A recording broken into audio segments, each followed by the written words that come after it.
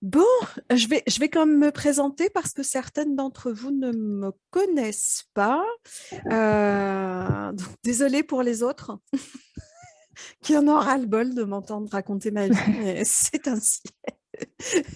Donc, euh, donc, je suis Céline Perrin. Moi, je suis installée en Corrèze, en hypnose depuis maintenant bientôt 7 ans. Moi, je suis entrée dans l'auto-hypnose par l'auto-hypnose, en fait, hein. C'est une rencontre avec un thérapeute hypno qui m'a permis de découvrir ça. Alors, c'était de l'hypnose ericksonienne pour le coup à l'époque. Mais voilà, c'est ce qui m'a amené là-dedans. Ensuite, j'ai pratiqué beaucoup d'auto-hypnose jusqu'au moment où je suis passée de l'autre côté. J'ai fait une formation assez épouvantable, cela dit, mais j'ai fait une formation quand même et je me suis installée avec ce que j'ai pu.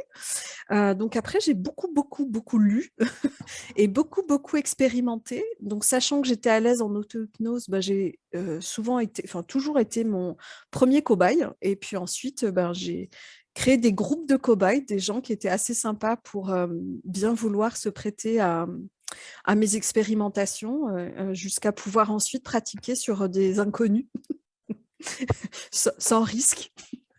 A priori, Oui. j'ai classé personne, donc ça va. Et du coup, voilà.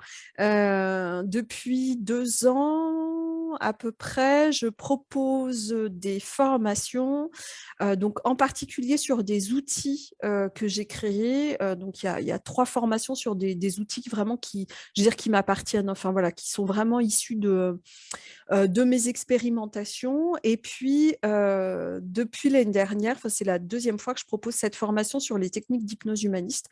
Bon, on va y revenir parce que c'est vraiment ma base. Alors là-dedans, en fait, il y a plein d'outils que enfin, vous verrez, hein, qui sont des outils que j'ai piochés à droite à gauche, beaucoup dans l'hypnose humaniste ou dans des outils de Teresa Robles aussi. Enfin, il y a des choses qui viennent de plusieurs endroits, mais que je fais toujours à ma sauce. Et ma sauce, j'appelle ça l'imagination transformatrice. Je ne vais pas trouver d'autres mots pour décrire ça. C'est-à-dire que c'est une forme d'hypnose très ouverte où on va vraiment utiliser l'imaginaire pour aller transformer ce dont on a besoin. Et globalement, entre mes 3 formations je veux dire, phares, là, deuil et rupture des liens de douleur, soins de l'enfant intérieur et du critique intérieur, et puis transformation des parts de soi et les techniques d'hypnose humaniste, moi, en gros, c'est les outils de ma boîte à outils, quoi. Bon, j'ai des outils d'hypnose ericksonienne aussi, que j'ai partagé l'an dernier, mais c'est vraiment pas ce qui m'éclate, très clairement.